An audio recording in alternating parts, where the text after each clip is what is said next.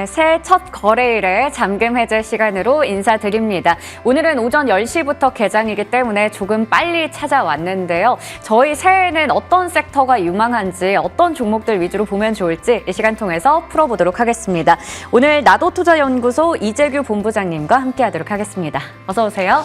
안녕하세요. 네, 이 시간 잘 부탁드리겠고요. 새해 복 많이 받으세요. 네, 새해 복 많이 받으십시오. 네, 먼저 저희가 오늘은 이제 개장을 앞둔 상황이기 때문에 시장에 대해서 먼저 전략부터 한번 챙겨보도록 하겠습니다. 1월에 지금 연말 랠리에 이어서 1월 효과까지 더해질 거다라는 기대감도 있고요.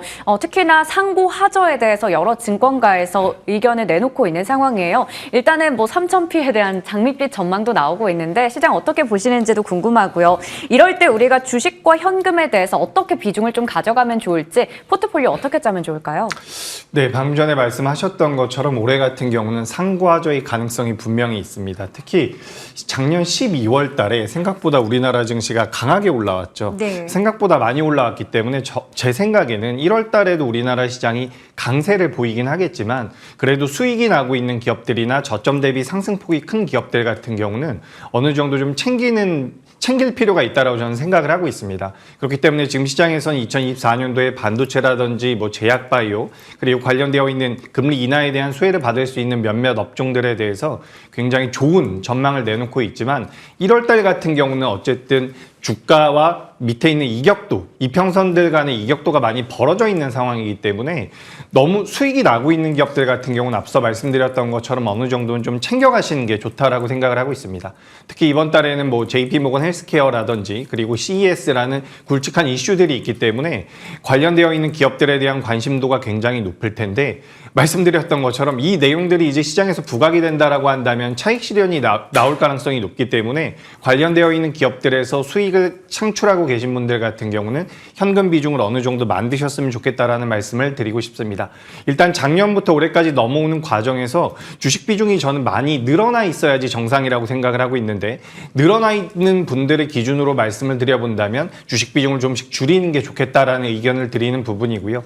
1월 달 같은 경우는 주식 비중을 60%에서 70% 정도까지 줄이고 나머지는 현금으로 좀 만들어주신 부분이 1월 이후에 우리나라 시장의 방향성에 따라서 내가 베팅을 할 수 있다라는 판단을 해본다라고 한다면 지금 이제 현금을 어느 정도 확보하는 게 좀 더 유리하지 않을까 이렇게 보고 있습니다. 네, 지금 증시 상방에 대해서 많은 이야기들이 나오고 있는 만큼 1월도 중요하겠지만 1월 이후에 우리가 또 집중할 필요도 있겠죠. 그렇기 때문에 연말에 특히 반도체나 바이오 쪽이 1월에 있을 여러 가지 이벤트 앞두고 랠리를 달렸습니다. 그런 상황에서 우리가 주식을 지금 60에서 70% 가지고 있었다면 이제는 저점 대비해서 많이 올라온 종목들 그리고 수익이 나고 있는 쪽은 좀 수익을 챙겨서 현금으로 바꿔보자 이렇게 얘기를 주셨습니다. 그 이후 전략들까지 저희 챙겨보면 좋을 것 같고요. 자, 그러면 오늘 잠금 해제 종목들 보면서 우리가 어떻게 좀 투자 전략 세우면 좋을지 이야기 나눠볼게요.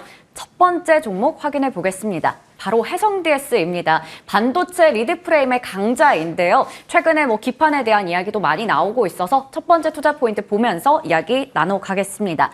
자, 먼저 첫 번째 투자 포인트는 리드프레임 쪽인데 글로벌 2위 업체라고 하죠. 네, 글로벌 업체 중에서 많은 기업들이 하고 있지는 않습니다. 그래서 1위, 2위 수준이라고 보시면 될 것 같은데 현재는 이제 2위권에 있는 기업이다라고 보시면 좋을 것 같습니다. 이 리드프레임 같은 경우는 반도체와 기판 사이에 전기 신호를 연결하는 부품이다라고 생각을 하시면 좋을 것 같은데 크게 봤을 땐 이제 전장용, 차량용 리드프레임이 있고요. 그리고 IT 부품용이 있는데 지금 이 해성DS 같은 경우는 이 차량용에 대한 메리트가 굉장히 부각될 가능성이 높다라고 보고 있습니다. 우리가 이제 리드프레임이라고 한다면 좀 옛날 패키징이다라고 생각을 하시면 좋을 것 같은데 이 옛날 패키징이 이제 안정적인 면이나 신뢰도에서 최근에 만들어지고 있는 미세화되어 있는 공정들에 비해서 굉장히 뛰어나다라고 해요. 그렇기 때문에 차량용에는 이런 것들이 많이 쓰일 가능성이 높다라고 하고 있습니다. 그러니까 차량 같은 경우는 안전이 무엇보다 중요하기 때문에 인증받은 기술력이 검증되어 있는 부분들을 계속해서 사용할 가능성이 높다라는 거죠. 그래서 리드프레임 쪽에 대한 메리트가 굉장히 큰 기업이라고 보시면 될 것 같고요. 작년에 이제 투자를 많이 했습니다. 거의 4천억 가까이 투자를 해서 올해 연말에는 이제 공장이 가동이 된다라고 하죠. 그래서 전 세계 1위를 다시 한번 탈환하겠다라는 내용들이 나오고 있는데 말씀드린 것처럼 이 회사의 전체적인 전체적인 매출 구조를 살펴보면 리드 프레임 쪽이 굉장히 많습니다. 네. 지금 시장에서는 이제 반도체 쪽, 물론 이 리드 프레임도 반도체 쪽이지만 이제 반도체라고 생각을 안 하시는 분들도 좀 계세요. 근데 전체적으로 이제 반도체 기판 쪽과 관련되어 있는 기업이라고 많이 생각을 하시는데 리드 프레임 쪽에 대한 매출이 반도체 기판보다 좀 더 많이 나오고 있는 상황입니다. 그렇기 때문에 그에 따라서 이 전장용 시장에 대한 확장, 올해에도 이제 전장용에 대한 메리트가 계속해서 부각될 가능성이 높은데 2025년도가 되면 자율주행 같은 경우도 레벨 3로 올라간다라고 하죠. 그런 부분들이 시장에서 부각이 된다라고 한다면 리드 프레임 같은 경우는 매출이 계속해서 늘어날 가능성이 높다라고 보고 있습니다. 그래서 이 해성 DS 같은 경우는 다른 업체들에 비해서 리드 프레임 쪽에 대한 메리트가 굉장히 큰 기업이라고 보고 있기 때문에 지금 주가도 저점대에서 많이 올라오지 못했습니다. 그렇기 때문에 이 기업 같은 경우는 첫 번째 포인트로서는 리드 프레임에 대해서 말씀을 드려봤습니다. 네, 전장용 리드 프레임의 성장에 대한 부분 크게 우리가 기대할 수가 있겠습니다. 업계에서도 굉장히 또 신뢰도를 바탕으로 탄탄하게 입증되어 있기 때문이고요. 두 번째 투자 포인트 확인해 보도록 하겠습니다. 바로 반도체 기판이에요. 이 반도체 쪽에서는 AI 반도체 관련해서 계속해서 이 섹터에 뭔가 외형이 확장이 되고 있습니다. 그런 가운데 기판에 대한 수요도 같이 좀 올라가고 있거든요. 그렇죠. 지금 두 번째 포인트는 반도체 기판인데 사실 제가 기판 관련주로서는 코리아 서킷을 한번 소개드린 적이 있습니다. 그래서 굉장히 많이 올라왔었는데 지금 화면에 보시는 것처럼 해성 DS 같은 경우는 23년도 3분기 기준으로 압도적인 영업이익률을 가지고 있습니다. 물론 여기 책정이 안 된 기업들도 있기는 한데 해성 DS 같은 경우는 월등히 앞서 나가고 있는 모습이죠. 하지만 주가의 흐름 같은 경우는 상대적으로 덜했기 때문에 상승 여력이 많이 남아있다라고 생각을 하고 있는 부분입니다. 게다가 지금까지 말씀드렸던 것처럼 지금 2024년도 같은 경우는 반도체 업황에 대한 기대감이 굉장히 높은 상황이죠. 반도체 업황에 대한 기대감이 높고 이 해성 DS 같은 경우는 삼성전자나 SK하이닉스 쪽으로 매출이 나오고 있는 상황이기 때문에 2024년도에 이 반도체 기판에 대한 매출이 늘어날 가능성이 굉장히 높다라고 보고 있습니다. 그리고 앞서 말씀하셨던 것처럼 AI 온디바이스 AI라든지 HBM 관련되어 있는 내용들이 2023년도에 굉장히 많이 부각이 됐지만 우리가 그 전만 하더라도 이 DDR5에 관련되어 있는 내용들이 시장에서 많이 부각이 됐었었죠. 근데 그 이후에 많이 수면 아래로 내려왔었는데 2024년도 같은 경우는 DDR5에 대한 매출이 계속해서 늘어날 가능성이 높다라고 합니다. 그러니까 2024년도에는 기존 세대인 DDR4를 DDR5가 점유율 면에서 넘어설 가능성이 굉장히 높다라는 거죠. 그래서 DDR5가 계속해서 늘어난다라고 한다면 이 평균 매출 단가가 높은 제품이기 때문에 그에 따라서 이 반도체 기판에 대한 매출 역시도 늘어날 가능성이 굉장히 높다라고 보고 있습니다. 그래서 이 반도체 기판 쪽 같은 경우도 올해 구조적인 성장이 진행될 가능성이 높다라고 보고 있기 때문에 해성 DS 같은 경우도 그에 따른 수혜를 받을 수 있다라고 생각하니까 이 부분 참고하시면 될 것 같습니다. 네, 해성 DS 같은 경우에는 다른 또 기판 관련주 대비해서도 영업이익률 상당히 압도적인 모습 확인할 수 있었습니다. 앞서 말씀해 주셨지만 코리아 서킷을 11월 중순쯤에 추천해 주셨고 그때 당시 목표 주가 달성을 했죠. 이건 이제 2만 원대까지 훌쩍 올라간 상황인데 이에 비해서 해성 DS는 아직까지 저점에서 크게 올라오지 못했어요. 그래서 그 부분에서 오늘 주목해보자 얘기를 주시고 계신 거고요. 다음으로 세 번째 투자 포인트가 바로 외형 성장입니다. 이거 짚어볼게요. 네, 사실 뭐 앞서 말씀드렸었던 두 가지 내용을 좀 종합해서 제가 말씀을 드리는 부분입니다. 제가 첫 번째 말씀드렸었던 부분이 리드 프레임이라는 부분이었죠.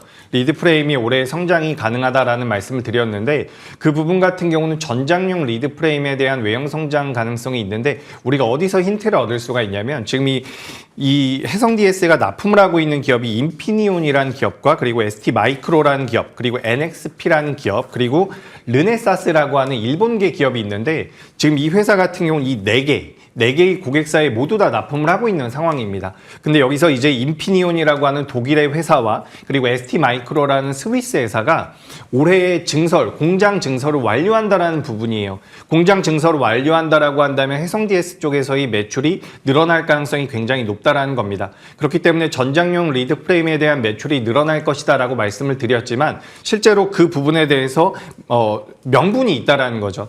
고객사들이 증설을 했다라는 부분, 각각 뭐 말레이시아 말레이시아라든지 태국 쪽에 공장에 대한 증설을 진행을 하면서 그에 따른 부분이 매출로 잡힐 가능성이 굉장히 높다라는 겁니다. 그래서 리드 프레임에 관련되어 있는 부분은 고객사들의 매출, 고객사들이 공장을 지었다라는 부분을 좀 인지를 하셨으면 좋겠고, 두 번째로는 방금 전에 말씀드렸었던 그 반도체 패키지 기판에 관련되어 있는 부분입니다.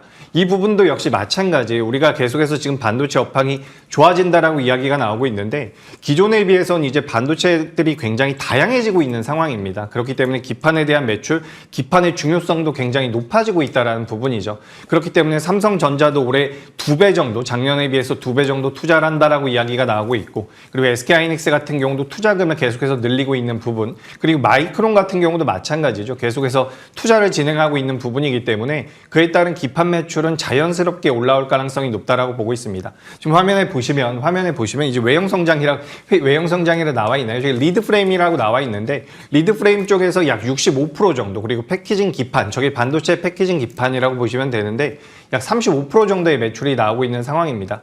리드 프레임 쪽과 반도체 패키징 기판 모든 사업부에서 2024년도에는 매출이 늘어날 가능성이 높기 때문에 이 기업을 좀 눈여겨보시면 올해 1월 달은 그래도 좋은 수익을 낼 수 있지 않을까, 이렇게 말씀드리겠습니다. 네. 이 종목을 보면요. 작년 7월에 8만 원대였던 주가가 11월에 4만 원대까지 거의 반토막이 났었습니다. 그리고 나서 11월부터 12월까지 2달 정도 이제 주가가 좀 반도체 쪽의 섹터에 대한 기대감과 함께 같이 올라가면서 5만 5천 원대까지 올라와 있어요. 1월에는 과연 어느 정도의 목표 주가를 잡으면서 보면 좋을까요? 네, 일단 제가 앞서서 말씀드렸던 것처럼 전 지금 12월 달에, 작년 12월 달에 우리 시장이 생각보다 좀 강하게 올라왔다라고 생각을 하고 있기 때문에 일단 목표가는 추후에 상향을 하더라도 좀 타이트하게 잡아드리도록 하겠습니다.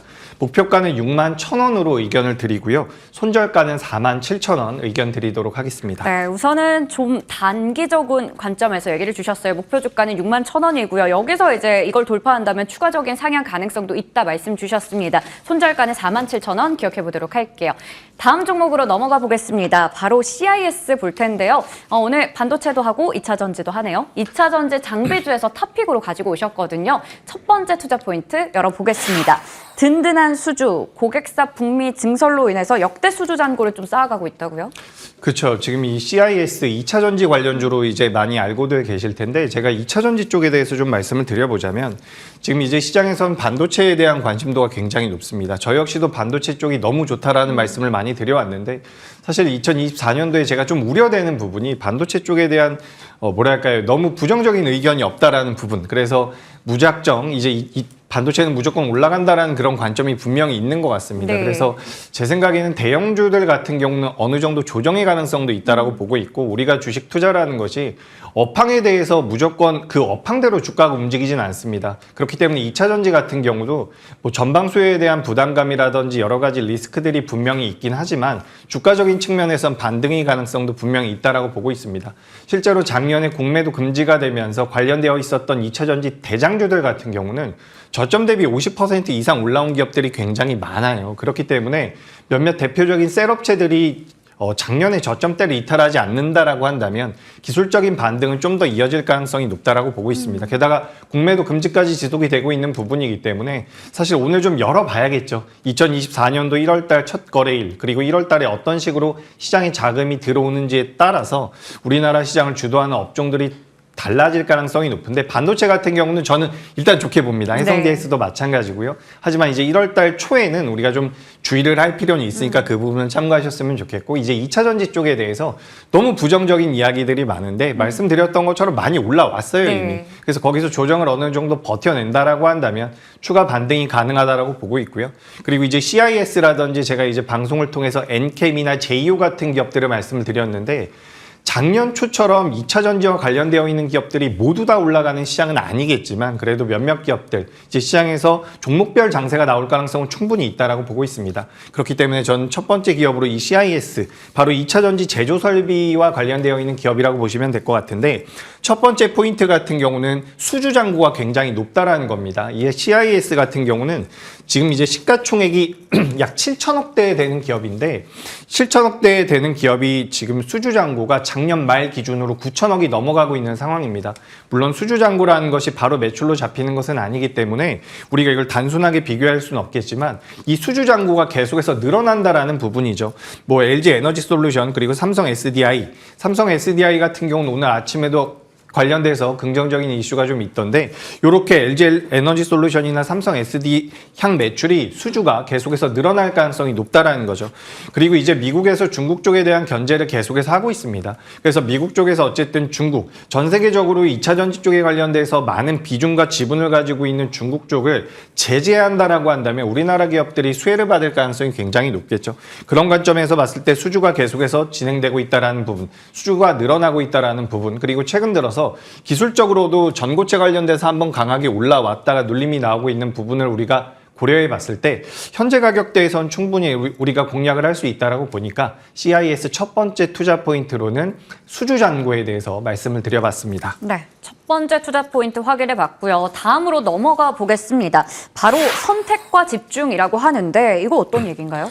네, 지금 이제 이 CIS 같은 경우는 CI 솔리드라고 하는 자회사를 흡수합병을 했습니다. 흡수합병을 했는데 이 전고체 쪽에 대해서 제가 앞서서 잠시 말씀드렸지만 이 CI 솔리드라는 회사 같은 경우는 고체 전해제를 제조하고 뭐 전고체 전지 장비를 제조한 업체인데 요걸 이제 흡수합병을 하면서 회사가 좀 선택과 집중을 할 수 있는 그런 상황에 놓여 있다라고 보시면 좋을 것 같습니다. 합병 후에 이 CIS 같은 경우는 2차 전지 그리고 2차 전지 쪽에 집중을 하고 있는 부분이고 전고체 장비에 대해서도 집중을 하게 될 겁니다.